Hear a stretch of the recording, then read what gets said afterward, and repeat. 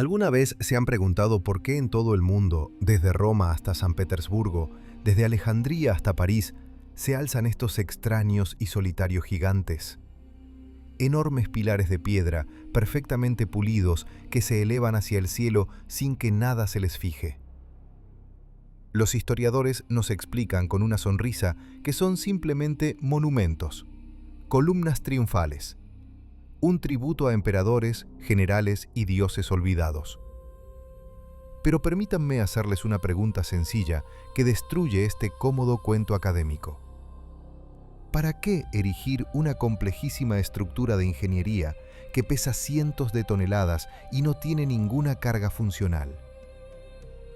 Nos mienten descaradamente a la cara, y la magnitud de esta mentira es tan inmensa que una persona común simplemente teme creerla. La historia oficial se resquebraja con solo aplicarle una regla y una calculadora. Hoy desvelaremos una de las verdades más incómodas de nuestra civilización. Hablaremos de las columnas solitarias. Y créanme, después de este video, nunca más podrán ver la columna de Alejandro o la columna de Pompeyo con los mismos ojos. No verán un monumento, sino un dispositivo técnico o la ruina de algo tan grandioso que nuestra mente se niega a percibirlo. Comencemos con los hechos que están a la vista, pero que nos hemos acostumbrado a ignorar. Tomemos, por ejemplo, la joya de San Petersburgo, la columna de Alejandro. Se nos dice que fue instalada en 1834. El arquitecto Auguste Montferrand supuestamente utilizó un ingenioso sistema de andamios, cuerdas y la fuerza muscular de miles de soldados. Suena heroico, ¿verdad? Ahora, encendamos la lógica y recurramos a las cifras frías y la resistencia de los materiales. El peso del fuste de la columna supera las 600 toneladas. Es un monolito, una pieza sólida de granito. ¿Se imaginan siquiera lo que son 600 toneladas? Es el peso de 10 vagones de tren modernos cargados de carbón o de 3 enormes aviones de pasajeros Boeing 747. Y se nos propone creer que este peso colosal fue desplazado sobre rodillos de madera utilizando cuerdas de cáñamo. Ingenieros y constructores que trabajan con maquinaria pesada moderna saben que levantar una carga de incluso 100 toneladas es una operación especial, sumamente compleja, que requiere hidráulica, cables de acero y cálculos computarizados de cargas. Y aquí se nos muestran imágenes del álbum de Montferrand, donde figuritas dibujadas tiran alegremente de las cuerdas. Esto no es documentación técnica, es un cómic para niños ingenuos. Si calculamos el coeficiente de fricción, la resistencia a la tracción del cáñamo y la fuerza necesaria, resultará que para levantar tal monolito se necesitaría una cantidad de personas que es físicamente imposible de colocar en la plaza del palacio. Simplemente se aplastarían unos a otros. Pero lo más interesante no es ni siquiera el levantamiento. Lo más interesante es el procesamiento. Acérquense a cualquiera de estas columnas de cerca. Miren la calidad del pulido. Es un brillo perfecto. El granito es uno de los materiales más duros de la tierra. Para lograr tal superficie a mano, se necesitarían décadas de trabajo de miles de canteros que frotarían la piedra con arena y agua. Pero no vemos simplemente una piedra lisa. Vemos una forma geométrica perfecta. Es un cilindro o un cono con un radio impecable. Cualquier tornero les dirá que para crear tal cuerpo de revolución solo hay una manera: girando la pieza de trabajo.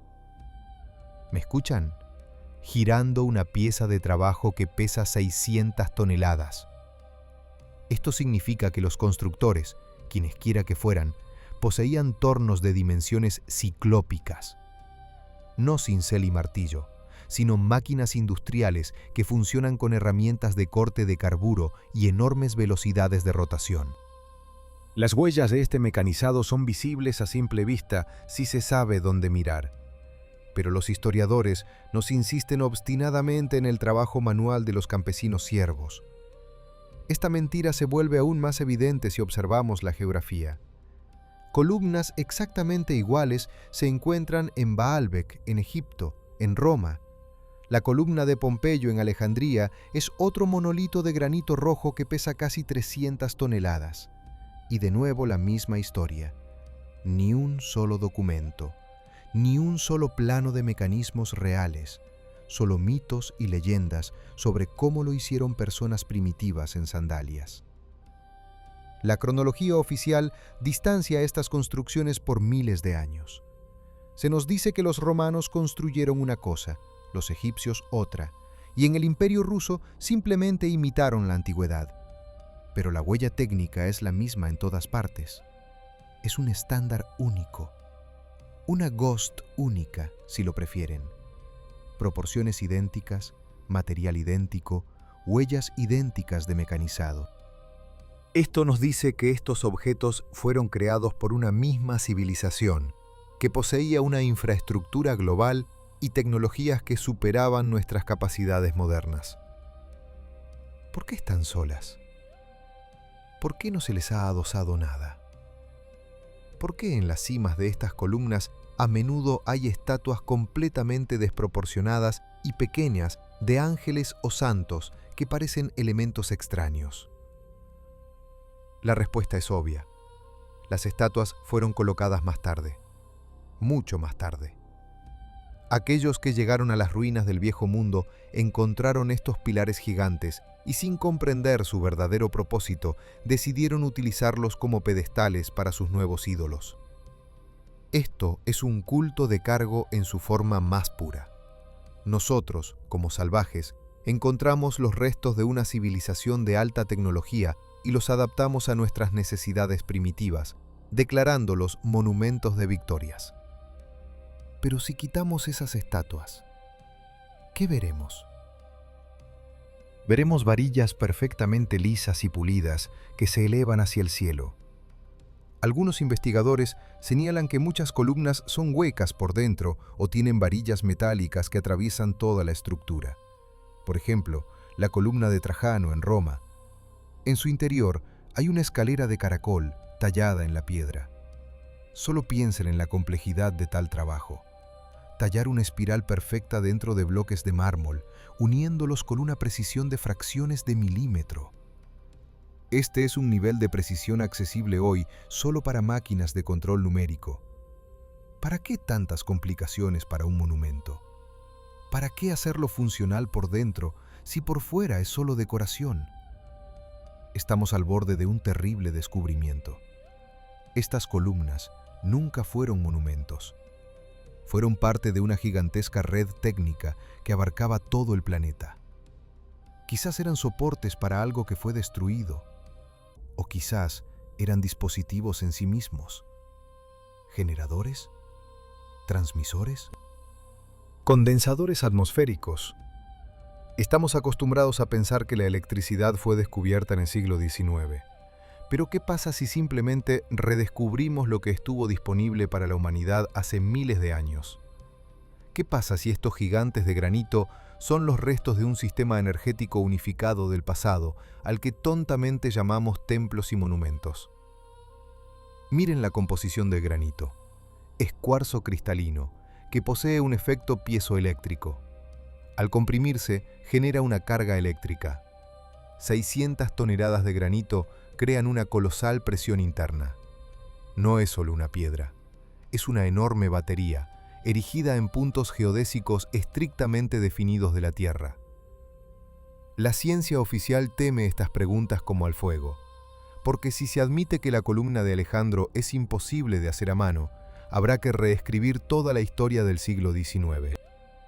Habrá que admitir que no existió una Rusia atrasada y primitiva, sino un territorio con altísimas tecnologías que luego desaparecieron repentinamente. ¿A dónde fueron esas máquinas? ¿A dónde fueron los maestros? ¿Por qué hubo una ruptura en la cadena tecnológica? La respuesta a esta pregunta se esconde en los vacíos demográficos y las extrañas inconsistencias en los censos de población, de los que hablaremos un poco más adelante. Pero por ahora, fijen este hecho en su mente. Las columnas solitarias son marcadores de una mentira. son pruebas materiales de la existencia de otra historia que nos ha sido cuidadosamente borrada. Y cuanto más profundo cabemos, más aterradora se volverá la imagen.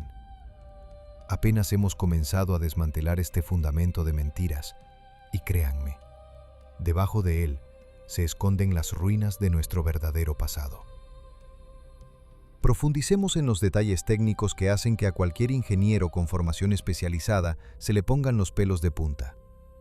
Si descartamos los cuentos de los guías turísticos y abrimos los libros de texto sobre resistencia de materiales y logística, la versión oficial de la construcción de las columnas de la Catedral de San Isaac o de la misma columna de Alejandro se desmoronará. Se nos dice que el granito se extraía de las canteras de Pewter Lakhs, se cortaba a mano, se cargaba en barcazas de madera y se transportaba a San Petersburgo. Suena como un plan, pero calculemos. El peso de una columna de la Catedral de San Isaac es de 114 toneladas. En total, hay 112 de ellas. ¿Comprenden la magnitud de la operación logística? A principios del siglo XIX no existían ni ferrocarriles capaces de soportar tal carga, ni carreteras asfaltadas. Las carreteras de aquella época eran caminos de tierra apisonada que se convertían en barro intransitable después de la primera lluvia. Intenten transportar una carga de 100 toneladas en un carro por barro mojado. Las ruedas se hundirían instantáneamente en la tierra hasta los ejes. La física no se puede engañar. La presión sobre el suelo de una carga así es colosal. Para mover tales pesos, se necesita una ruta especialmente preparada con una base de hormigón, que en aquella época, según la historia oficial, simplemente no existía. Y ahora miren la estructura misma de la piedra. La ciencia oficial afirma que todas estas columnas están talladas de una masa natural. Pero los investigadores alternativos, que realizan macrofotografías de la superficie, encuentran extrañas anomalías. Inclusiones que parecen burbujas de aire solidificadas en la masa. Una estructura en capas que se asemeja al vertido de hormigón por partes. Cada vez más hechos indican que no estamos ante granito natural, sino ante un hormigón geopolimérico de alta calidad. Una tecnología de piedra artificial que era conocida por los antiguos y que nosotros apenas ahora estamos volviendo a dominar. Esto lo explica todo. La forma ideal, la ausencia de marcas de cincel y la posibilidad de crear monolitos gigantes. No fueron arrastrados de muy lejos. Los fundieron directamente en el lugar, en encofrados, como hoy vertemos rascacielos monolíticos. Pero reconocer esto significa admitir que la química y la ciencia de los materiales en el pasado estaban al mismo nivel o incluso por encima de las actuales. ¿Quién dio estas fórmulas a los arquitectos del siglo XIX? O, lo que es más probable, estas columnas ya estaban allí durante siglos y Montferrand y su equipo solo se dedicaron a su restauración y limpieza. Presten atención a los grabados de la época, por ejemplo, las obras de Piranesi. Los historiadores lo llaman un soñador, un artista visionario que dibujaba ruinas inventadas. Pero, ¿por qué sus fantasías son tan fotográficamente precisas? En sus grabados vemos estructuras gigantes, cubiertas de árboles, sepultadas bajo tierra, entre las cuales deambulan pequeñas personas en harapos. Estas personas claramente no son constructores, son habitantes de las ruinas. Encienden hogueras al pie de columnas ciclópeas, usando los escombros de la majestuosa arquitectura como muebles. Esta es una imagen de post-apocalipsis, una imagen de un mundo que ha sobrevivido a una catástrofe global. Y estas columnas solitarias, dispersas por todo el mundo, son el armazón de ese mundo perdido. El esqueleto de un edificio gigantesco de escala planetaria, cuyas paredes fueron barridas por el cataclismo. Trasladémonos a Baalbek, en el territorio del actual Líbano. Allí, en la base del templo de Júpiter, se encuentran los famosos trilitones, bloques de piedra que pesan 800 o incluso 1000 toneladas cada uno. La historia oficial los atribuye a los romanos. ¡A los romanos! A esos mismos tipos cuya cúspide de la técnica de elevación era una grúa de madera de polipasto, capaz de levantar un máximo de 5 o 6 toneladas. ¿Sienten esta monstruosa brecha entre la realidad y lo que está escrito en los libros de texto? Para levantar 1000 toneladas, hoy se necesitan grúas Liebherr gemelas sobre orugas, cada una del tamaño de una casa. y se nos dice que los romanos lo hicieron con cuerdas y poleas. Esto ni siquiera es gracioso. Es un insulto a nuestra inteligencia. Además, la cantera está por debajo del nivel del templo. Es decir, estas piedras no solo había que arrastrarlas, sino que había que arrastrarlas cuesta arriba. ¿Qué coeficiente de fricción? ¿Qué fuerza de tracción? Si intentan calcular la cantidad de personas necesarias para mover una piedra así, obtendrán una multitud que se extendería por kilómetros. Es imposible comandar a una multitud así, imposible sincronizar los esfuerzos. Y aquí llegamos a la pregunta principal. ¿Por qué tanta gigantomanía? ¿Por qué no se podía construir con ladrillos o bloques pequeños como hace la gente normal? ¿Por qué crearse dificultades de ingeniería insoportables? La respuesta es simple y aterradora. Para quienes las construyeron, no fue difícil. Era el estándar. Para ellos, trabajar con un peso de 1000 toneladas era tan rutinario como para nosotros colocar bloques de espuma. Esto significa que la gravedad no era un problema para ellos. O poseían máquinas de una potencia increíble, o tecnologías de control de peso, antigravedad, levitación sónica, llámenlo como quieran. Pero no fuimos nosotros. Y no fueron los romanos con sus sandalias. Y ahora miren cómo se utilizan estos objetos. A estas columnas gigantes en Baalbek, en Egipto, en Roma, a menudo se les han adosado muros primitivos de piedra tosca, sin labrar o de barro. Este es el verdadero trabajo de esas civilizaciones que conocemos por los libros de texto. Llegaron a lo ya hecho, habitaron las ruinas, construyeron sus chozas entre los grandes pilares del pasado. Por eso las columnas están solas. Todo lo que fue construido a su alrededor por aquella gran civilización fue destruido. Solo quedaron los elementos más resistentes, los más fundamentales, los soportes.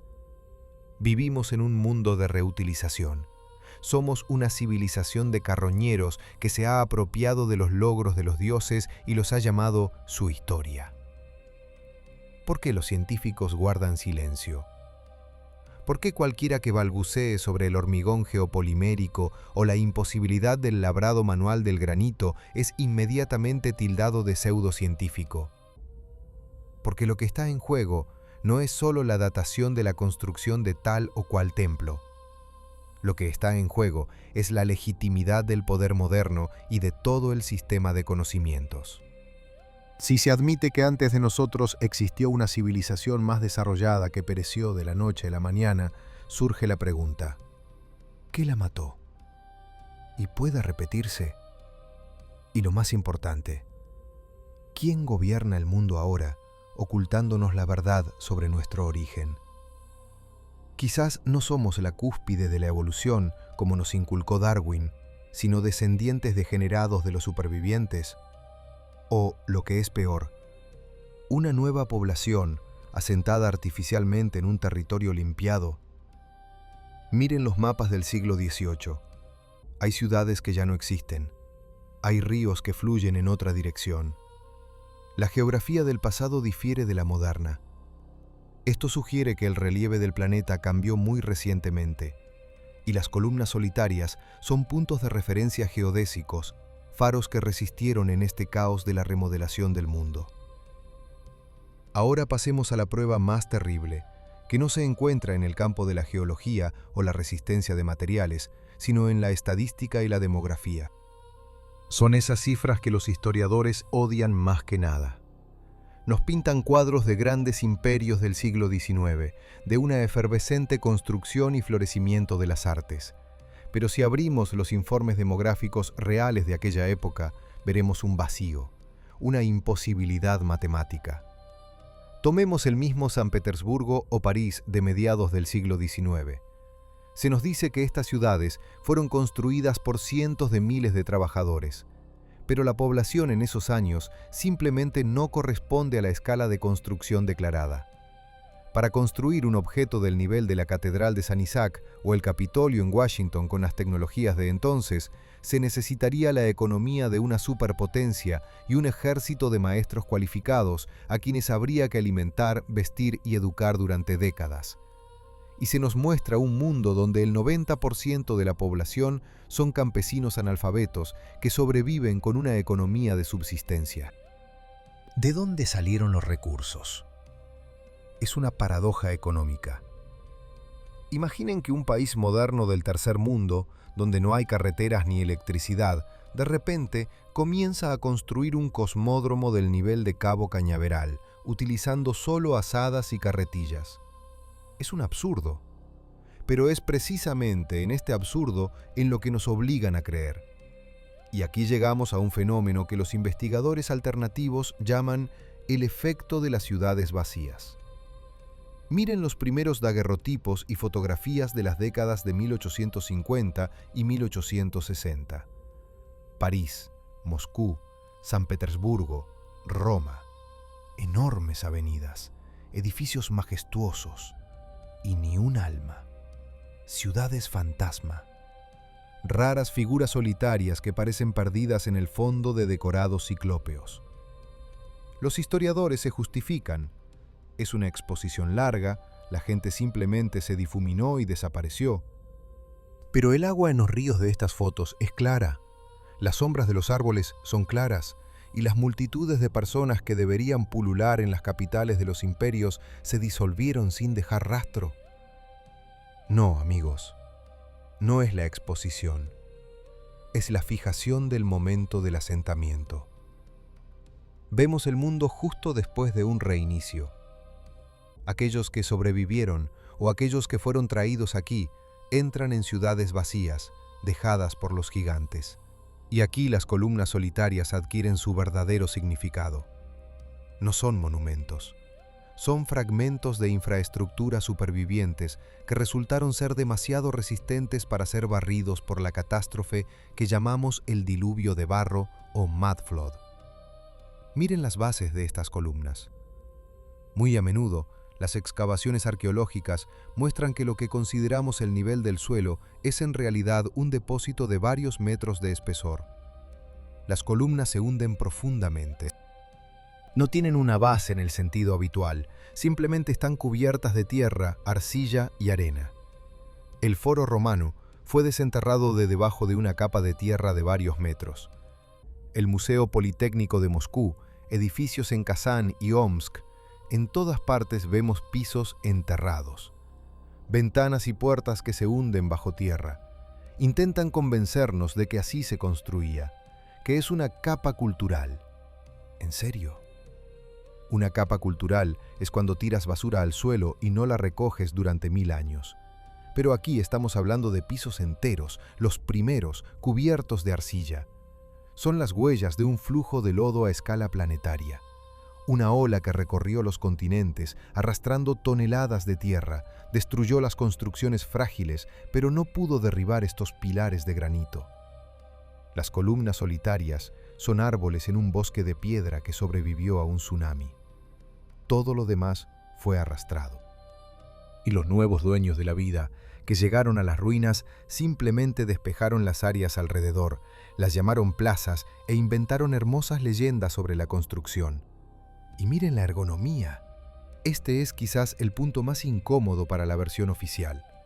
La altura de los escalones en los templos antiguos, el tamaño de los umbrales de las puertas, las manijas de las puertas de las catedrales antiguas a las que una persona normal no puede alcanzar. Estos edificios, de los cuales nuestras columnas solitarias fueron una vez parte, no fueron construidos para nosotros. Fueron construidos para seres de 3 o 4 metros de altura. Nosotros, en estos escenarios, parecemos niños que se han puesto los zapatos de papá. Somos liliputienses en un país de gigantes. Todos esos arcos gigantes, techos altísimos, ventanas enormes, no son patetismo arquitectónico, son una necesidad funcional para quienes vivían allí. ¿Pero a dónde fueron? ¿Por qué solo quedamos nosotros? Aquí entramos en el territorio de la conjetura más sombría. Quizás la historia de la humanidad es una historia de selección artificial. Recuerden la enorme cantidad de orfanatos y casas de acogida en el siglo XIX. Los niños aparecían por miles, sin padres, sin pasado. Se les enseñaba desde cero, se les daban nuevos apellidos, se les enseñaba una nueva historia inventada. Nosotros, como población, podríamos haber sido restaurados de una probeta o incubadora después de que la civilización anterior fuera destruida. Somos el segundo turno en este planeta, y se nos dio una versión simplificada de la realidad para que no hiciéramos preguntas innecesarias. Las columnas solitarias se erigen como mudos testigos de este crimen. Nada se les adosa, porque todos los techos, cubiertas y paredes fueron destruidos. Solo vemos el esqueleto. Imaginen un rascacielos moderno al que se le ha arrancado todo el revestimiento, los cristales y las particiones, dejando solo los pilares de hormigón. Dentro de 1000 años, los salvajes encontrarán estos pilares y los adorarán como símbolos fálicos de los dioses. Eso es precisamente lo que hacemos hoy. Andamos alrededor de estructuras técnicas. Las llamamos el pilar de Alejandría o la columna de Trajano, y ni siquiera sospechamos que estamos en medio de una gigantesca central eléctrica o fábrica destruida. Esta idea asusta. Nos hace sentir como una mota de polvo, engañada y abandonada. Pero también nos da la clave para entender. Si admitimos el hecho de la catástrofe, el hecho de la sustitución de la población y las tecnologías, entonces todas las inconsistencias de la historia desaparecen instantáneamente. Se vuelve claro por qué no podemos repetir la mampostería poligonal. ¿Por qué hemos olvidado cómo hacer ese tipo de ladrillo? ¿Por qué no podemos moldear un jarrón de granito así? No es que lo hayamos olvidado, es que nunca lo supimos hacer. Ellos lo sabían, los que estuvieron antes que nosotros, y cuyo legado ahora explotamos tan torpemente. Pero lo más interesante es que las tecnologías del pasado no desaparecieron sin dejar rastro. Están cifradas en la propia arquitectura. Si toman un mapa del mundo y marcan en él los puntos donde se encuentran estas grandiosas columnas solitarias y luego las unen con líneas, un escalofrío les recorrerá la espalda. No es una ubicación caótica de monumentos, es una red geométrica perfectamente calibrada. Las líneas atraviesan continentes y océanos, formando triángulos y polígonos regulares. Los ingenieros de comunicaciones, al mirar este esquema, reconocerán instantáneamente la topología de una red celular o un sistema de distribución de señales. Estas agujas de piedra están clavadas en el cuerpo del planeta en puntos nodales estrictamente definidos. Es la acupuntura de la Tierra. Es el sistema nervioso de un organismo gigantesco que una vez pulsó con energía y ahora está muerto. Hemos llegado a la parte más peligrosa de nuestra investigación. A la respuesta a la pregunta, ¿qué hacían exactamente estas columnas? Recuerden a Nikola Tesla, el genio que afirmaba que la energía podía transmitirse sin cables a cualquier distancia. Construyó sus torres Wardenclyffe, que se parecían sospechosamente a nuestros monolitos de granito en su principio de funcionamiento. Tesla no inventó nada nuevo, simplemente intentó reanimar una tecnología olvidada del pasado. La tecnología de extracción de electricidad atmosférica. El granito, saturado de cuarzo, bajo la presión de su propio peso colosal, se convierte en un generador piezoeléctrico. Los remates metálicos, que hoy tomamos por cruces o estatuas de ángeles, eran originalmente receptores o emisores. Eran resonadores. Todo el planeta estaba cubierto por una cúpula de energía gratuita, limpia e infinita.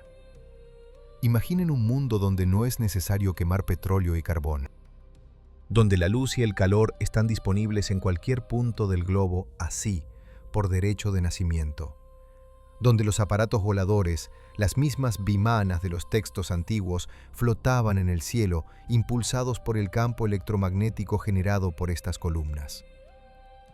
Fue la Edad de Oro. Fue el paraíso que nos arrebataron. ¿Por qué? Porque no se puede gobernar a la gente libre. Si tienes calor, luz y la capacidad de moverte, eres independiente. No eres esclavo del sistema. Para convertirnos en un rebaño obediente, primero era necesario apagar el interruptor. destruir las torres, quitar los resonadores, y luego, cuando la memoria de generaciones se borró, darnos contadores de electricidad y engancharnos a la aguja del petróleo. Pagamos dinero por lo que nuestros ancestros tomaban del aire. Esta es la mayor estafa en la historia de la creación. Pero la desconexión de este sistema no pasó sin dejar rastro. Hay una teoría que hiela la sangre. ¿Y si la catástrofe global, ese mismo diluvio de barro y las ciudades sepultadas, es el resultado de la sobrecarga de este sistema energético? Quizás hubo un conflicto, una guerra de dioses. Alguien decidió usar esta red como arma, un arma de increíble poder destructivo. Recuerden los extraños grandes incendios del siglo XIX, Chicago, Boston, Moscú. Las ciudades ardieron hasta los cimientos y el fuego derritió ladrillos y piedras, convirtiéndolos en vidrio. Un incendio común no produce tal temperatura. Son las huellas de un impacto de plasma, golpes de energía dirigidos. Las columnas resistieron porque eran parte de la cadena, estaban conectadas a tierra, y todo lo que estaba cerca se convirtió en polvo y cenizas. Ese polvo luego cayó con la lluvia, cubriendo el planeta con una capa de barro de varios metros. Y nosotros, los supervivientes o los recién creados, nos arrastramos por ese barro, desenterramos los primeros pisos de los palacios y nos preguntamos cómo nuestros antepasados construyeron sótanos tan hermosos con ventanas. Vivimos en el cementerio de una gran civilización, utilizando sus lápidas como atracciones turísticas. Miramos la columna de Alejandro y no vemos que es una bobina de inductancia sin energía. Somos un culto de cargo, rezando a un avión roto que nunca volverá a volar. Darse cuenta de este hecho provoca ira. No solo nos engañaron, nos degradaron al nivel de ganado. Miren la arquitectura de los colmenares humanos modernos, las cajas de hormigón en las que vivimos, y compárenlas con los palacios antiguos con techos de 5 metros. ¿Sienten la diferencia en la actitud hacia el ser humano? Entonces el ser humano era un creador, igual a los dioses. Ahora el ser humano es una unidad económica, una batería, un recurso. Aquellos que tomaron el poder después de la catástrofe reescribieron la historia, inventaron la cronología de Scaliger, alargaron los siglos, dividieron el mundo unido en estados en conflicto para que nunca pudiéramos unirnos y recuperar lo perdido. Divide y vencerás. Este principio funciona impecablemente desde hace cientos de años. Y las columnas solitarias se erigen como un reproche mudo. Son lo único que los usurpadores no pudieron destruir ni esconder. Son demasiado grandes, demasiado visibles. Por eso decidieron esconderlas en el lugar más visible, llamarlas monumentos, inventar leyendas sobre Montferrand y los emperadores romanos, ocultar la tecnología tras la fachada del arte. Es una jugada genial. Si quieres esconder algo, ponlo a la vista. Pasamos de largo, nos hacemos selfies y ni siquiera sospechamos que estamos tocando con la mano el cuerpo de un reactor o una antena de comunicación intercontinental. Y aquí surge otra idea aterradora. ¿Y si no están completamente apagadas? ¿Y si simplemente están en modo de reposo? ¿Y si estas varillas de granito continúan emitiendo ciertas frecuencias que afectan nuestra conciencia? Suprimen la voluntad, disminuyen las capacidades cognitivas, nos obligan a ser consumidores pasivos. Las vibraciones del granito, la geometría de las formas, todo esto es un efecto psicotrónico. Vivimos dentro de una máquina gigantesca que, quizás, nos mantiene en este estado semisomnoliento, impidiéndonos despertar y darnos cuenta de la realidad. Somos prisioneros sin barrotes. Y estas hermosas columnas son los barrotes de nuestra jaula mental. Pero cualquier conocimiento es el primer paso hacia la liberación. Tan pronto como empiezas a ver un dispositivo técnico en la columna, el hechizo se rompe. La matriz falla. Dejas de ser un elemento obediente del sistema y te conviertes en un investigador. Empiezas a hacer preguntas. y las preguntas son el arma más peligrosa contra la mentira.